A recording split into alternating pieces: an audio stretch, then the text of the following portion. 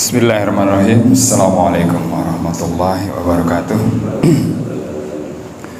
Alhamdulillahirrahmanirrahim. Wassalatu wassalamu ala asyrafil anbiya'i wal mursalin wa ala alihi wa sahbihi ajma'in. Amma ba'du. Rabbi shrah li sadri wa yassir amri wa hlul 'uqdatam min lisani yafqahu qawli.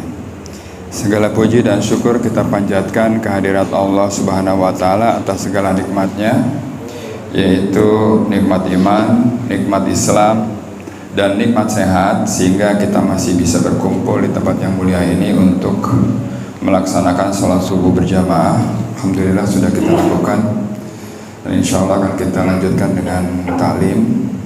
Tak lupa juga kita ucapkan salawat dan salam kepada junjungan kita Nabi besar Muhammad SAW serta keluarga dan sahabatnya, yang insya Allah akan sampai pada kita dan pada yaumil akhir nanti kita termasuk umatnya yang akan mendapatkan syafaatnya. Amin amin ya rabbal alamin. Alhamdulillah kita sudah melewati bulan Ramadan dengan amalan terbaik kita, ya. Jadi selama 1 bulan kemarin itu saya lihat jemaah yang ada di sini itu total semua. Jadi amalan-amalannya, mau itu puasanya, mau itu sholatnya, mau itu baca Qurannya, saya lihat ini yang hadir di sini nih, ini semua ya, total semua.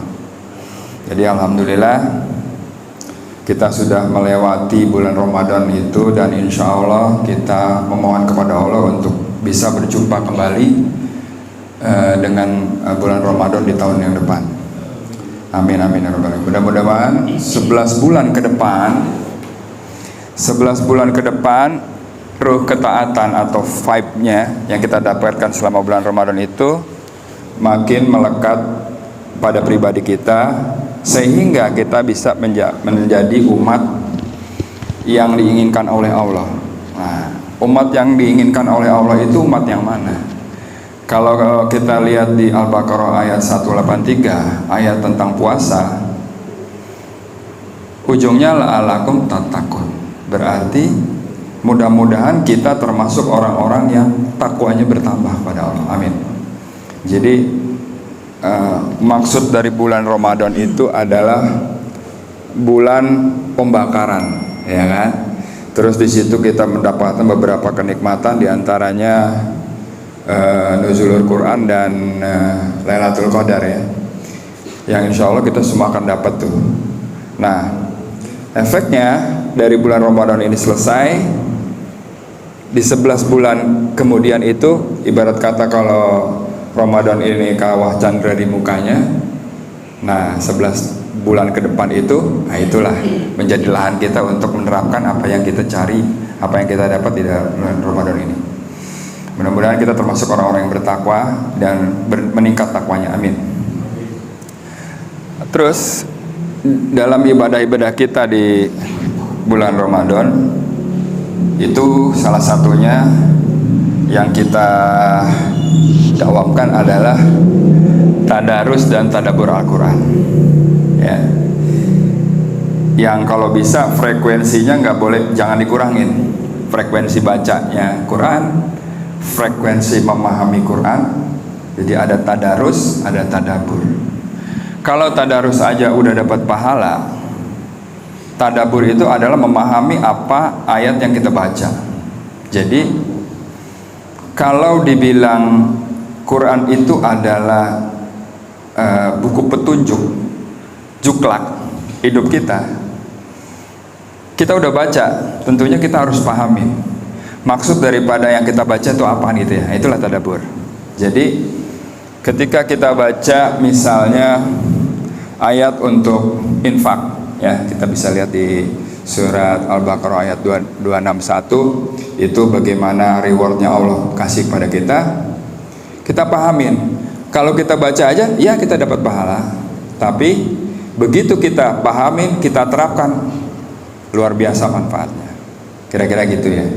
Nah, yang mau saya sharing hari ini adalah di antara surat-surat yang ada di Al-Quran, ya, yang kita baca kemarin, yang kita tadaruskan kemarin, itu ada surat yang judulnya Luqman, surat ke-31. Jadi kita mau bahas sedikit di sini, siapa itu atau apa sih sepak terjangnya Luqman ini ya. Jadi gitu. Jadi di surat Luqman merupakan surat ke-31 dalam mushaf Al-Quran yang terdiri dari 34 ayat. Surat ini dinamakan surat Luqman karena ada sejumlah alasan dibalik sebagaimana dikutip dalam buku Tadabbur Al-Quran. Surat ini dinamakan Luqman karena menyatut kisah Luqman dan sifat yang penuh hikmah. Begitu pula menyebutkan beberapa nasihat yang ia wariskan kepada anaknya ya. Jadi siapa sih Luqman ini sebenarnya? Kok dia bisa diabadikan di dalam Quran? Jadi di dalam Quran itu ada 3 surat yang judulnya itu nama person, tapi dia bukan Rasul, dia bukan Nabi. Jadi ada surat Luqman, ada surat Maryam, dan ada surat Ali Imran ya.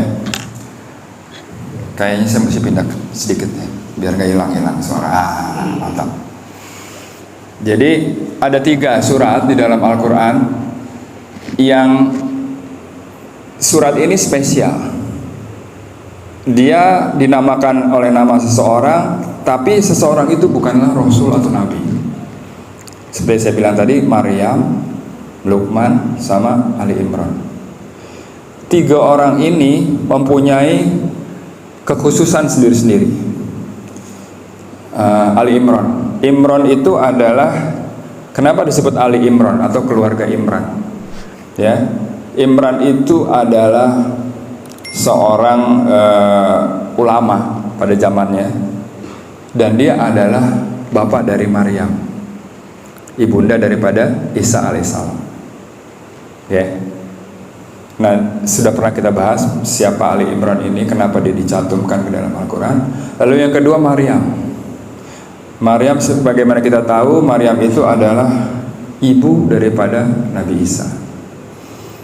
Di situ juga di dalam surat Maryam itu banyak diceritakan mengenai kekhususan daripada Maryam itu sendiri, di mana kita semua tahu Maryam itu adalah wanita suci yang oleh ibunya dia emang di istilah kata tuh, kalau ibunya punya nazar, kalau lahir dariku bayi akan aku serahkan kepada kepada tempat peribadatan untuk mengabdi di sana. Zaman itu yang mengabdi di tempat peribadatannya adalah laki-laki semua.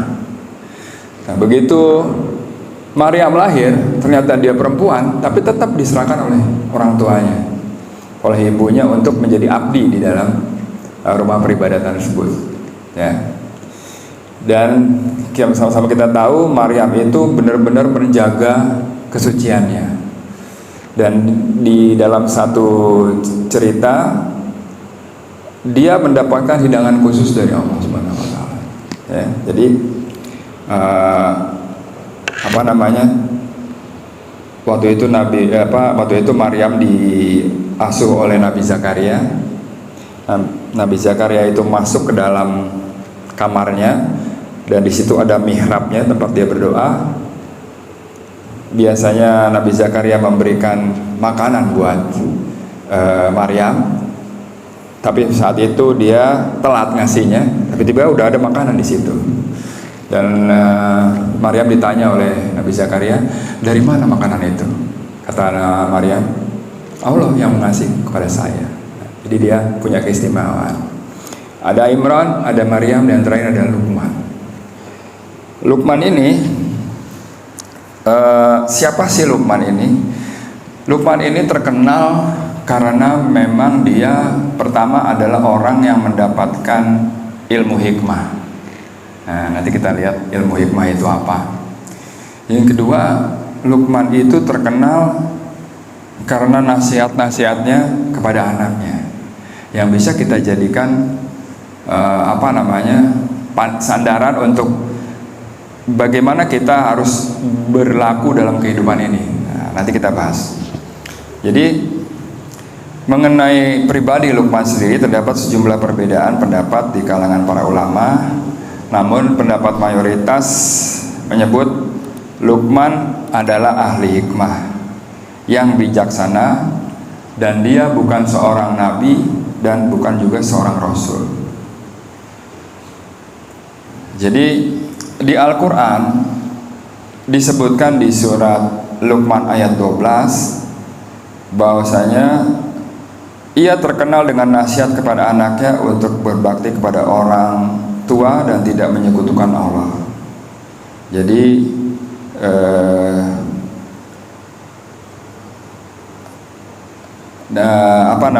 keutamaan daripada Luqman itu sendiri seperti diriwayatkan oleh Ibnu Umar radhiyallahu anhu, aku mendengar Rasulullah SAW berkata, Luqman bukanlah seorang nabi, tetapi dia adalah seorang hamba yang banyak berpikir, yang memiliki keyakinan yang bagus dan mencintai Allah. Sebab itu Allah Ta'ala mencintainya, kemudian dia anugerahkannya kepadanya kebijaksanaan. Nah, jadi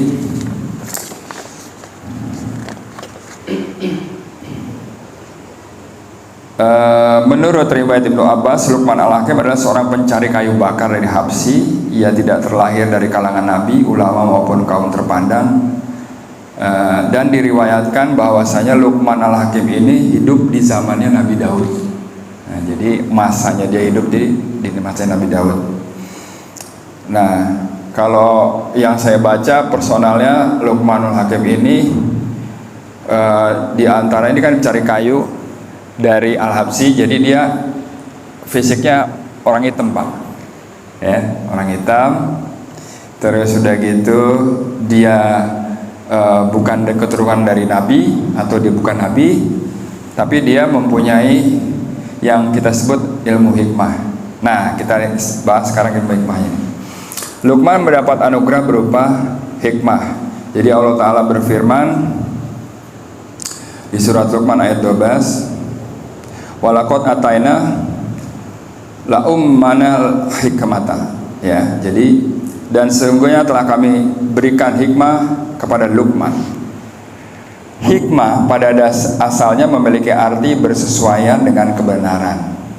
Maknanya adalah meletakkan sesuatu pada tempatnya.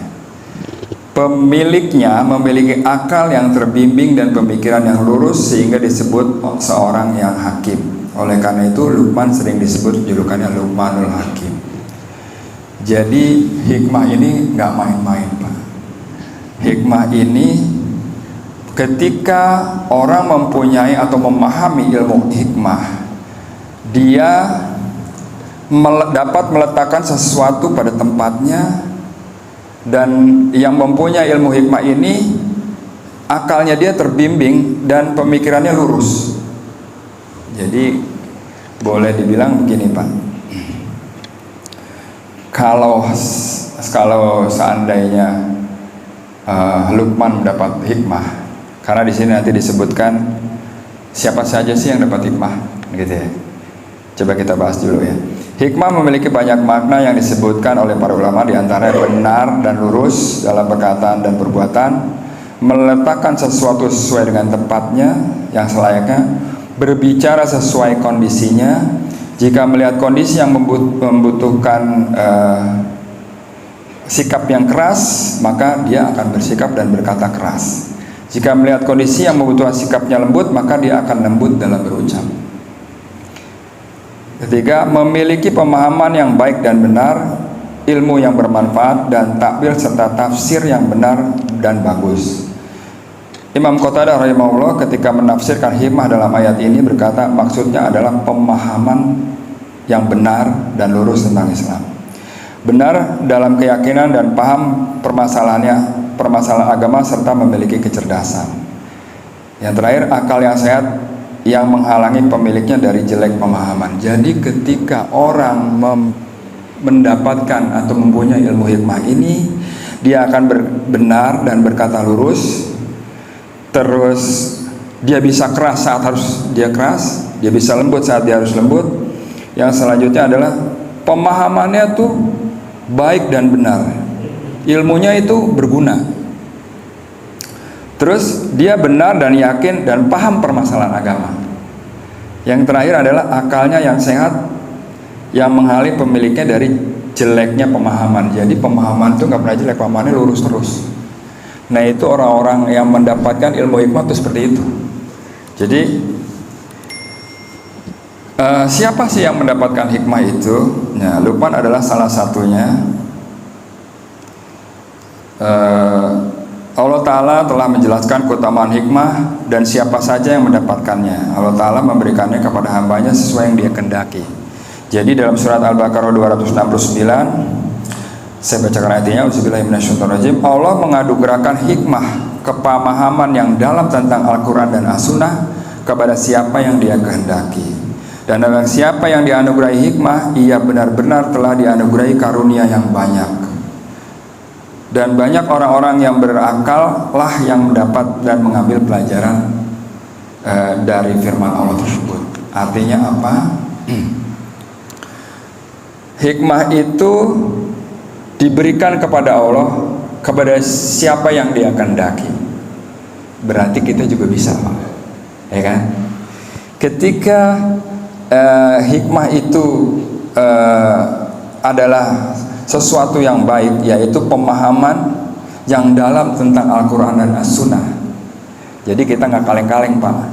Kita kalau dapat ilmu hikmah itu kita paham benar. Udahlah paham benar, kita bisa menjalankan dengan benar. Ya. Kira-kira siapa aja yang dapat ilmu hikmah itu? Coba kita lihat di surat As-Sad ayat 20. Jadi Nabi Daud diberikan ilmu hikmah ini. Jadi A'udzubillahiminasyaitonirrajim, dan kami kuatkan kerajaannya dan kami berikan kepadanya hikmah dan kebijaksanaan dalam menyelesaikan perselisihan. Seperti kita tahu, Nabi Daud itu adalah hakim yang oke. Dia kalau memutuskan perkara itu bagus. Begitu juga anaknya Sulaiman. Ya. Nah, begitu pula Allah memberikan hikmah kepada Nabi Isa alaihissalam. Jadi di surat Al-Maidah ayat 110, A'udzubillahiminasyaitonirrajim, dan ingatlah di waktu aku mengajari kamu kitab dan hikmah. Lalu Allah Ta'ala juga menganugerahkan kepada Rasulullah SAW hikmah ini. Kita bisa lihat di An-Nisa ayat 113, A'udzubillahiminasyaitonirrajim. Dan juga karena Allah telah menurunkan kitab dan hikmahnya kepadamu dan telah mengajarkan kepadamu apa yang belum kamu ketahui, dan adalah karunia Allah sangat besar bagimu. Jadi kalau kita lihat yang dapat ilmu hikmah ini, pertama Nabi Daud, Nabi Isa, Rasulullah, ya, berarti para nabi itu dapat hikmah, ilmu hikmah, sehingga dia bisa membawa risalah yang diturunkan kepada dia dengan baik dan benar. Contohnya Rasulullah, dia bisa menyebarkan akidah pemahaman Islam itu dengan baik. Karena apa? Karena dia paham dengan baik, karena dia diberikan ilmu hikmah. Kalau saja ilmu hikmah itu dianugerahkan kepada Nabi dan Rasul, kira-kira ilmu hikmah itu bisa nempel nggak sama yang bukan Nabi? Ternyata bisa. Karena di surat Luqman di ayat 12 tadi, Luqman pun diberikan hikmah. Jadi kalau boleh saya share sedikit, bahwasanya ketika kita berdoa dalam setiap sholat kita, setelah sholat juga boleh, kita minta, ya Allah berikan pemahaman ilmu hikmah kepada kami. Ya, saya ulangi lagi. Karena kalau mendapatkan ilmu hikmah itu efeknya adalah dia bisa berkata benar, lurus, bijaksana. Bagaimana dia harus keras, dia keras. Dia harus lunak, dia lunak. Dia harus lembut, dia lembut. Kita minta, ya Allah berikan kami ilmu hikmah ini, sehingga kami bisa memahami Quran dan Sunnah dengan baik. Jadi besok kalau kita lagi doa, tambahin satu doa ini, ya. Doanya kita minta memahami dan mendapatkan ilmu hikmah ini. Dan ini nggak main-main, Pak. Ketika kita sudah diberikan hikmah pada Allah, lancar, aman hidup kita, ya, insya Allah, amin. Nah, lalu dari Luqman ini, selain dia mendapatkan hikmah, dia mendapatkan apa lagi? Kenapa kok dia istilahnya dicantumkan di dalam Quran surat Luqman ini? Nah, di antaranya dia terkenal oleh nasihatnya kepada anaknya. Coba kita lihat. Jadi nasihat Luqman kepada anaknya menjadi panutan bagi umat Islam. Pasalnya setiap nasihat Luqman kepada anaknya bahkan sampai diabadikan dalam Quran. Nasihat Luqman kepada anaknya adalah sebagai berikut. Pertama, surat Luqman ayat 13. Saya bacakan artinya. Auzubillahiminasyaitonirrajim. Dan ingatlah ketika Luqman berkata kepada anaknya di waktu ia memberi pelajaran kepadanya, "Hai anakku, janganlah kamu mempersekutukan Allah. Sesungguhnya mempersekutukan Allah adalah benar-benar kezaliman yang besar." Jadi, yang pertama adalah jangan syirik pada Allah. Ya. Wa idh qala Luqmanul ibnihi wa huwa ya'izuhu ya bunayya la tusyrik billah inna syirka la zulmun azim. Jadi yang pertama yang dinasihatkan Luqman kepada anaknya adalah jangan syirik, jangan mempersekutukan Allah, jangan menduakan Allah.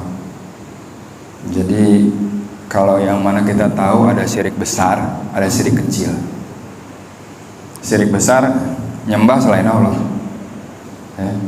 nyembah patung, nyembah pohon, nyembah batu. Ya. Cuman kira-kira ada nggak di zaman sekarang? Nah, syirik-syirik yang kita kadang nggak paham dan sebenarnya itu lewat dalam kehidupan kita adalah pertama syirik yang kecil. Kita percaya bahwasanya masalah kita akan selesai dengan bantuan orang itu. Nah, kita sudah menggantungkan urusan kita pada makhluknya Allah. Hati-hati Pak. Biasanya kalau kita menggantungkan asa kita kepada makhluknya Allah, siap-siap kecewa, kan gitu ya. Jadi berharap penuhlah pada Allah, karena kita biasa baca surat Al-Ikhlas ya. Qul huwallahu ahad, Allahus somad. Allahus somad artinya Allah lah tempat saya bergantung, menggantungkan semua asa. Kenapa surat Al-Ikhlas ini juga disebut surat tauhid? Yaitu tadi, Allahnya satu, kita bergantung pada Dia. Siapa Allah itu? Allah itu nggak dilahirkan, nggak beranak juga, gitu. Dan nggak ada yang menyerupai Dia. Makanya di Al-Ikhlas itu disebut surat tauhid seperti itu. Kita menyatakan ketauhidan kita kepada Allah. Sehingga apa? Sehingga kalau kita melaksanakan sesuatu, kita hanya berharap kepada Allah aja. Jangan kepada yang lain, apalagi kepada makhluknya. Karena tipis, begitu kita bergantung kepada makhluk, ada antara syirik sama enggak tuh udah di ujung-ujung, ya. Oke. Yang pertama, nasihat Luqman itu jangan syirik, wala tusyrik billah. Jangan syirik, sekali-sekali syirik pada Allah, karena di Al-Quran juga dijelaskan sebagaimana dosa syirik itu adalah dosa besar yang enggak dimaafkan oleh Allah. Allah memaafkan semua kesalahan kecuali syirik. Tetapi syirik itu pun bisa dimaafkan kalau dia tobat sebelum wafat. Nah, contoh, dia syirik nggak nyembah Allah, ya, nyembah apa deh, nggak tahu deh. Tapi dia dapatkan hidayah, terus dia berhenti dari mempersekutukan Allah. Kira-kira dimaafin nggak? Iya kan? Allah Maha Pengampun dan Maha Penyayang. Diampuni dosanya, dibikin nol. Kenapa? Ya karena dia udah tobat. Tapi ada waktunya Pak. Jadi dosa syirik itu bisa dimaafkan, diampuni sebelum dia tobat, sebelum dia wafat. Ya. Jadi kalau udah wafat, apalagi udah di kerongkongan tuh nyawanya, kayak Firaun, udah lewat. Firaun itu mengakui Tuhannya Musa, tapi saat dia udah di leher nih nyawanya, udah nggak reken lagi sama Allah. Jadi buru-buru dia tobat sebelum hidup kita selesai, gitu. katakanlah begitu ya. Jadi sebenarnya betapa dosa syirik itu nggak diampuni Allah, karena Allah juga bilang Allah mengampuni segala dosa kecuali syirik. Ya kan? Tapi kalau orang udah syirik terus dia sadar, masa nggak diampunin, kan gitu ya. Ampunan Allah masih besar, tapi ada waktunya, ada batasnya sebelum dia wafat. Oke. Jadi yang pertama nasihat Luqman adalah jangan syirik. Yang kedua di surat Luqman ayat 14 dan 15-nya, A'udzubillahi minasyaitonirrajim. Dan kami perintahkan kepada manusia berbuat baik kepada dua orang ibu bapaknya. Ibunya telah mengandungnya dalam keadaan lemah yang bertambah-tambah dan menyapihnya dalam 2 tahun. Bersyukurlah kepadaku dan kepada kedua orang ibu bapakmu, hanya kepadakulah kamu kembali. Jadi nasihat Luqman yang kedua adalah berbakti kepada orang tua. Jadi kalau kita yang masih punya orang tua sekarang, jangan sia-siakan. Ketika kita mengikuti nasihatnya Luqman untuk berbakti kepada orang tua kita, luar biasa, ya. Dan yang terakhir adalah di samping berbuat baik kepada kedua orang tua, terus selalu bersyukur pada Allah, ya. Nah, pertanyaannya adalah bagaimana kita berbakti kepada orang tua yang udah nggak ada, ya. Jadi gini, saya pernah diberitahukan oleh guru ngaji saya juga. Saya pernah tanya, kalau misalnya orang tua kita nggak ada, terus bagaimana kita berbuat baik? Sementara kan kita tahu begitu orang itu wafat, putus semua amalnya kecuali 3, ya kan? Sedekah yang bermanfaat, amal yang bermanfaat, yang anak yang mendoakan, anak soleh yang mendoakan. Tapi ini juga dicontohkan oleh sahabat Nabi Abu Bakar. Ketika Rasulullah wafat, ditanya sama istrinya Aisyah, amalan apa sih ya yang dikerjakan oleh Rasulullah selama hidupnya? Karena kita semua tahu, gitu. Kata Aisyah radhiyallahu anha, Rasulullah itu ibarat Quran hidup, gitulah.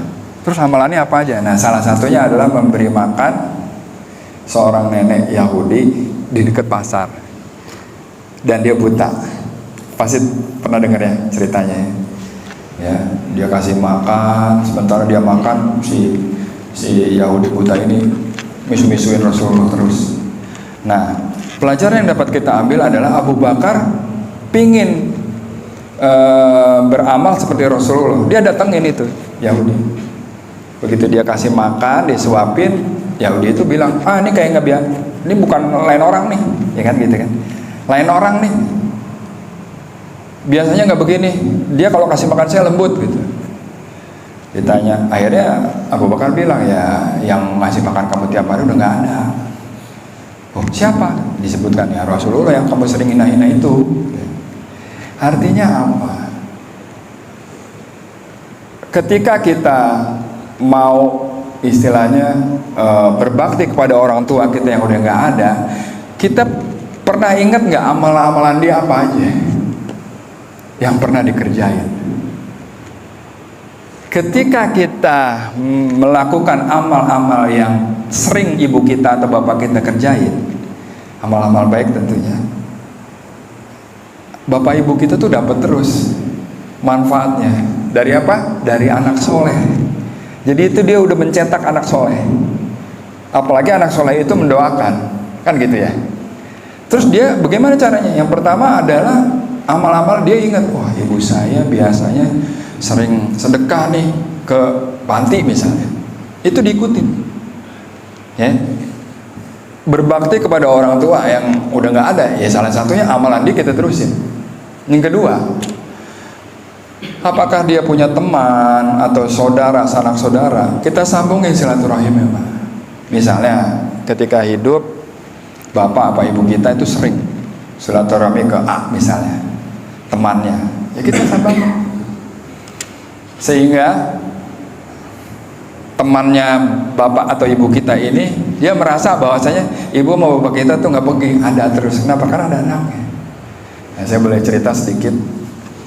Ada temannya ibu saya dan bapak saya itu sering, dia udah berkeluarga, udah tua juga sering saling mengunjungi. Suatu saat ibu saya sama bapak saya nggak ada, udah wafat. Terus kami ini anak-anaknya dapat ilmu begini nih katanya, sambungin silaturahim.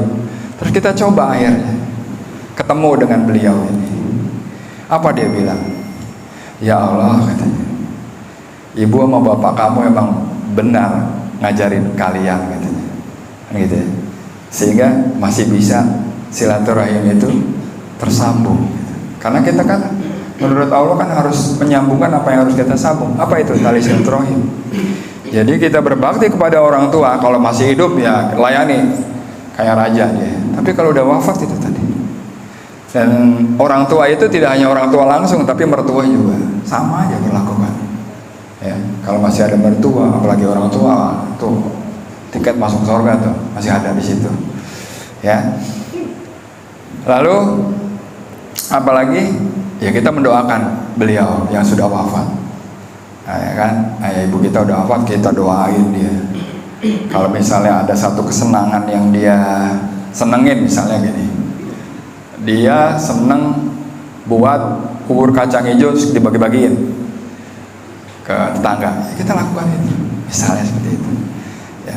Oke, itu yang kedua. Yang ketiga adalah Luqman. Itu nasihatnya ketika adalah Auzubillahiminasyaitonirrajim. Luqman berkata, hai anakku, sesungguhnya jika ada sesuatu perbuatan seberat biji sawi dan berada dalam batu atau di langit atau di dalam bumi, niscaya Allah akan mendatangkannya atau membalasnya. Sesungguhnya Allah maha halus lagi maha mengetahui.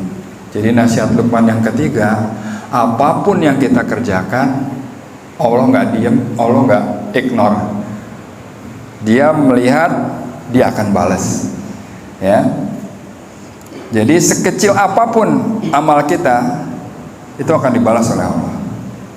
Jadi berkaitan dengan setelah kita Ramadan, tentunya amal-amal baik yang kita lakukan di bulan Ramadan jangan sampai selesai bulan Ramadan aja, terusin. Kenapa? Karena sekecil apapun Allah melihat dan membalasnya. Lalu nasihat yang keempat adalah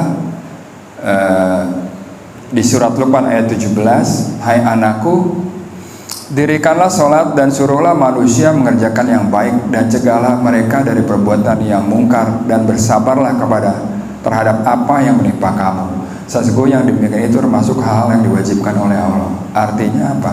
Hal-hal yang diwajibkan oleh Allah, sholat dan amar ma'ruf nahi mungkar.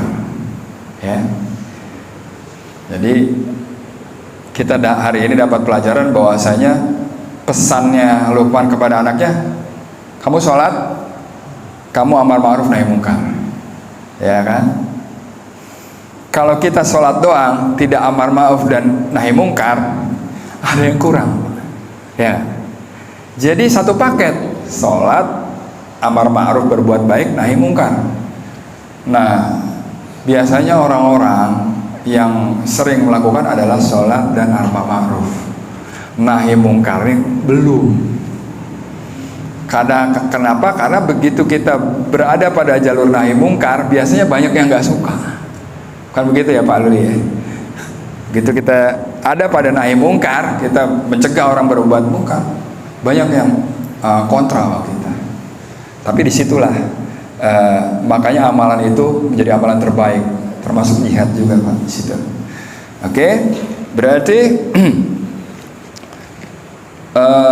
disuruh sholat, disuruh amar ma'ruf nahi mungkar. Jadi kalau sebelumnya beramalah, karena amal itu nggak dinilai oleh Allah, ya kan? Oke, tetap beramal dengan cara apa? Dengan sholat, amar ma'ruf dan nahi mungkar. Lalu nasihat berikutnya di surat Luqman ayat 18, Auzubillahiminasyaitonirrajim, dan janganlah kamu memalingkan mukamu dari manusia karena sombong, dan janganlah kamu berjalan di muka bumi dengan angkuh, sesungguhnya Allah tidak menyukai orang-orang sombong lagi membanggakan diri. Oke. Yang pertama, jangan syirik. Yang kedua, berbuat baik kepada orang tua.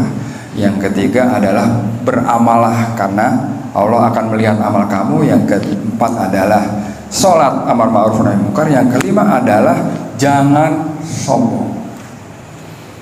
Oke.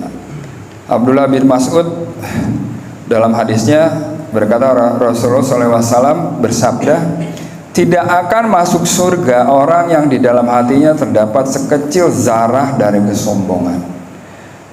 Kemudian ada seorang yang berkata, sesungguhnya seorang senang jika bajunya bagus dan sendalnya bagus. Maka Rasulullah bersabda, sesungguhnya Allah itu indah dan menyukai keindahan.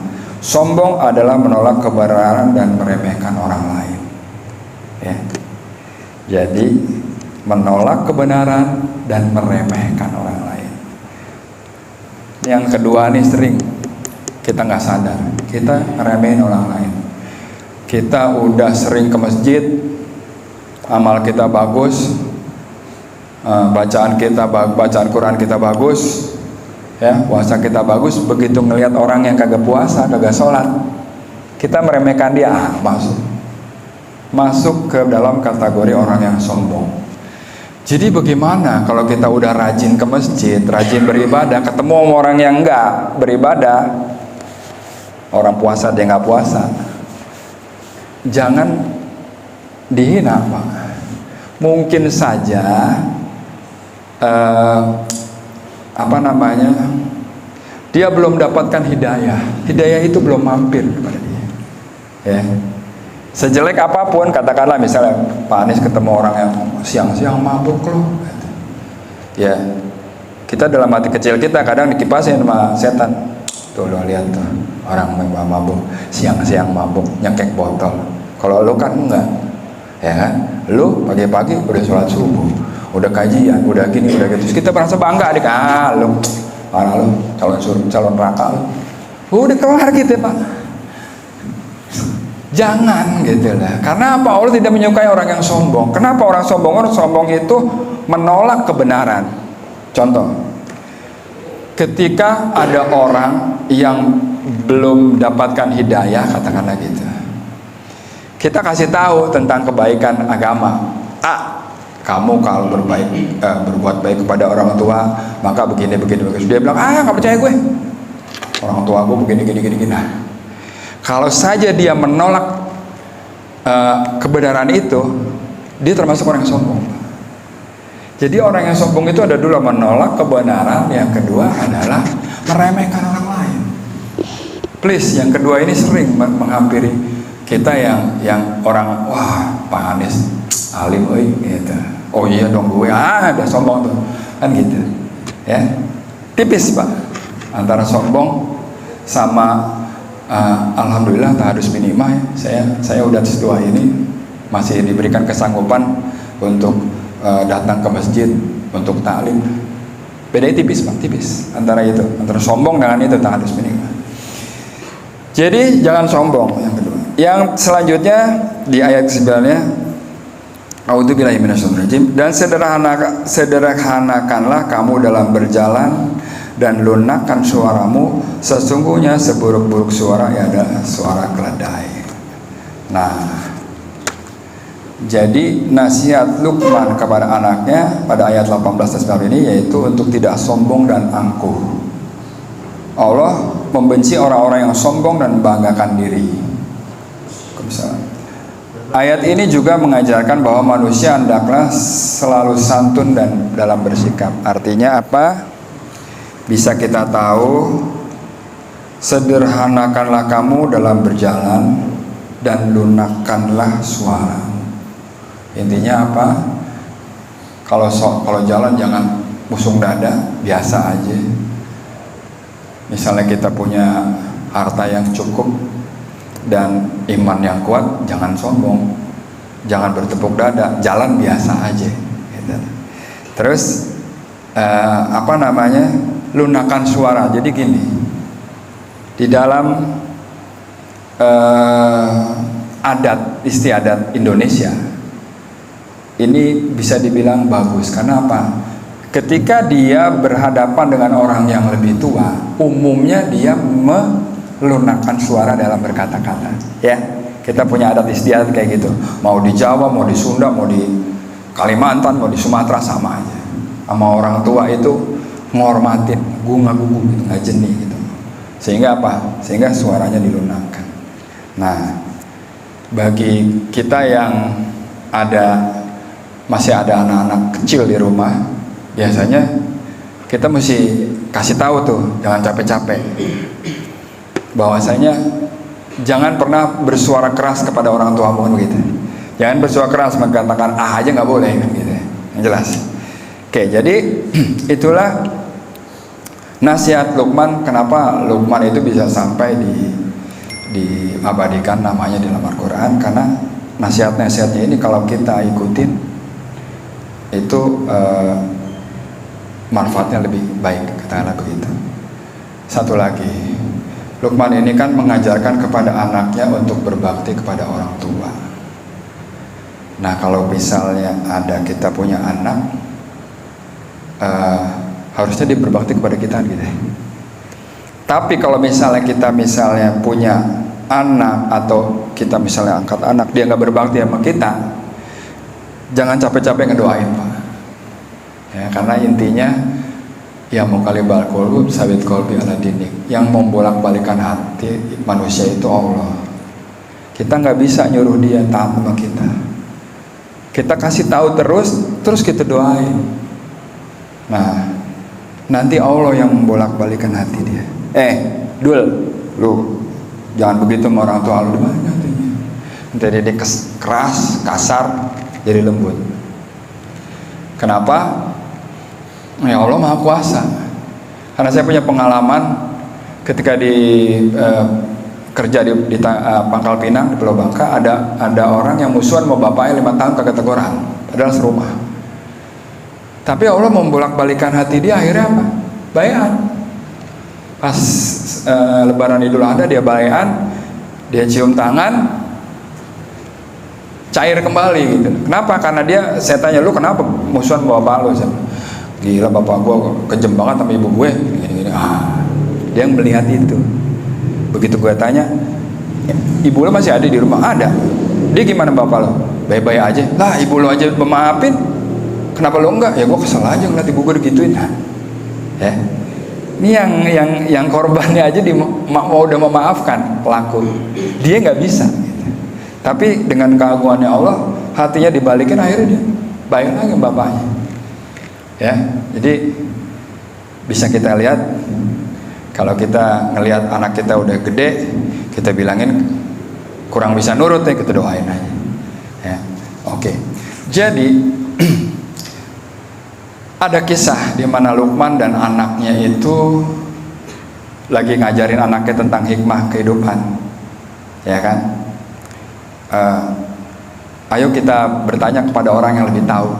Nah, jadi dia melihat di kampungnya dia itu ada yang lebih tahu, ulama yang lebih hebat lagi. Ada satu permasalahan yang kita tanya. Berangkatlah ya dengan menaiki keledai. Jadi si Luqman ini naik keledai, anaknya nuntun. Begitu lewat satu daerah, orang-orang ngelihat, ini yang tua naik keledai, anak-anaknya malah nuntun. Diomonginnya gimana? Jadi diomonginnya, anak kecil itu menuntun keledai, sedang orang tuanya duduk nyaman di atas keledai. Sungguh bodoh dan egois orang tua itu. Masa anak kecil dibiarkan berjalan kaki sementara dia menunggangi keledai? Ada yang ngomong begitu, Pak. Jadi sebenarnya Luqman itu lagi ngasih tahu anaknya, nah, ya, pelajaran hidup berikutnya adalah wahai putraku, berusaha melakukan hal yang mendatangkan kebaikan bagi agama dan duniamu. Teruslah berusaha hingga kau mencapai puncak kebaikan. Jangan pedulikan apapun kata orang, karena memang tidak akan pernah ada jalan untuk memuaskan dan melegakan semua orang. Tidak akan ada juga cara untuk menyatukan hati dan pikiran mereka. Itulah fakta hidup di tengah orang banyak dengan berbagai kepentingan masing-masing. Ya, Luqman ngomong begitu kepada anaknya sebelum dia berangkat. Begitu dia berangkat masuk satu daerah, dia naik keledai, anaknya nuntun, dia omongin gitu. Wah, bapak kagak tahu diri itu. Masa anak kecil suruh nuntun dia enak-enakan di atas keledai, gitu kan? Akhirnya setelah dia dengar kayak gitu, Luqman ngomong sama anaknya, "Nak, kamu naik, bapak yang di bawah nuntun." Ya, akhirnya apa? Dia nuntun lagi, anaknya di atas, dia di bawah. Lewat satu daerah. Begitu di satu daerah itu ngelihat kayak begitu, diomongin juga Pak, ngomongnya begini, "Sungguh buruk perangai dan akhlak anak itu. Masa orang tua dibiarkan berjalan menuntun keledai sementara dia duduk manis di punggung keledai." Ya. Jadi dia nunggang salah, dia nuntun salah. Terus kata Luqman, "Gimana enaknya ya, Bu? Ya udah deh, kita naik dua-duanya ke atas keledai. Oke, biar kalau misalnya gue di bawah gue salah, gue di atas gue salah. Udah dua-duanya di atas deh." Berangkat dia. Gitu sampai satu daerah, melihat kayak begitu, ada orang komentar juga, "Wah, geblek nih. Betapa dungu dan egois bapak dan anak itu, kasihan sekali keledai tunggangan mereka yang kecil dan kurus begitu dinaiki berdua." Coba, salah lagi aja. Begitu dia naik berdua, dia jalan, begitu lihat orang, wah gila tuh, kuda kecil keledai kecil gitu naikin orang berdua, deh salah lagi kan. Begitu dia dengar begitu, Luqman ngomong sama anaknya, "Nah, yuk kita turun, kayak kita salah nih, ya. Kita tuntun aja nih keledai," gitu kan. Jalan lagi dia. Begitu dia masuk ke satu daerah, dia omongin lagi sama orang gitu. Gimana ngomongnya? "Sungguh dungu bapak dan anak itu sama-sama berjalan menuntun keledai. Kenapa keledai tidak dinaiki saja biar berjalan tidak melelahkan?" Oh, salah lagi kan. Bapaknya di atas nuntun salah, bapaknya di atas salah, bapaknya di bawah nuntun salah, naik dua-duanya salah, turun salah. Gitu loh. Kenapa? Karena itu dia. Begitu kita lewat satu daerah, pemikirannya beda, Pak. Dengan berbagai macam pemikiran, dengan berbagai macam komentar dia, bagaimana kita harus bersikap. Itu sebenarnya yang diajarkan Luqman kepada anaknya. Sampai Luqman ngomong begini, "Anakku, kau dengar sendiri bukan semua perkataan mereka kepada apa yang kita lakukan dari awal? Di mata mereka tidak ada satupun tindakan kita yang benar, semua salah." Nah, pelajaran yang dapat diambil adalah Luqman berkata seperti ini, karena itu dalam hidup kita ini harus punya prinsip pendirian yang kuat dan harus tegas. Lakukan saja apa yang bermanfaat bagimu dan agamamu. Jangan terlalu ambil pusing dengan perkataan orang lain. Aku berharap kau bisa mengambil sendiri pelajaran berharga dari perjalanan kita ini dengan keledai ini. Itu kata Luqman sambil dia ngikutin keledainya di tiang. Dia bilang, "Udah lo lihat kan, kita salah terus, kagak ada yang benar. Jadi kamu harus punya prinsip, kamu harus kuat pendiriannya, dan kamu harus tegas. Jangan pedulikan omongan orang itu." Kenapa? Itu kita ngikutin omongan orang salah. Makanya kita punya pendirian tegas, pendirian yang kuat, harus tegas. Base-nya apa? Base-nya dari Allah, yaitu dari Al-Quran dan Hadis. Kita harus punya pegangan, Pak. Kalau kita tegas-tegas aja nggak punya pegangan, susah. Ya. Hidup ada guidance-nya, Al-Quran dan Al-Hadis. Ya, jadi pegangannya sama itu. Kita harus tegas. Based on apa? Based on itu, according to itu kita harus tegas. Gitu. Kita harus kuat pendirian kita. Jadi setelah itu Luqman berpesan kepada anaknya, "Wahai anakku, tuntutlah rezeki yang halal agar kamu tidak menjadi fakir. Sehingga sesungguhnya tidak ada satupun orang yang fakir kecuali mereka mengalami 3 perkara. Yang pertama, tipis keimanan terhadap agamanya, lemah akalnya, mudah tertipu. Yang kedua, hilang kepribadiannya. Dan yang ketiga, lebih celaka lagi, orang-orang yang suka merendahkan orang lain dan menganggap ringan urusan orang lain." Jadi ya, fakir itu urusannya sama tiga, tipis keimanan, karena kita pernah dengar juga bahwasanya kefakiran dekat dengan kekufuran. Yang kedua adalah hilang kepribadiannya. Yang ketiga adalah ngeremehin orang. Sementara kita tahu ngeremehin orang itu termasuk dikategorikan orang-orang yang sombong. Ya, saya rasa itu aja yang bisa saya sampaikan. Mudah-mudahan bermanfaat. Kalau ada yang mau ditanyakan, maka silakan. Saya ada waktu sekitar 5 menit lagi. Mudah-mudahan nasihat-nasihat Luqman kepada anaknya ini dapat kita praktekkan, kita pahami, kita praktekkan, ya. Dan mudah-mudahan kita termasuk orang-orang yang bertambah ketakwaan kita pada Allah. Amin, amin ya rabbal alamin. Kalau nggak ada yang ditanyakan lagi, kita tutup saja kaji kita hari ini.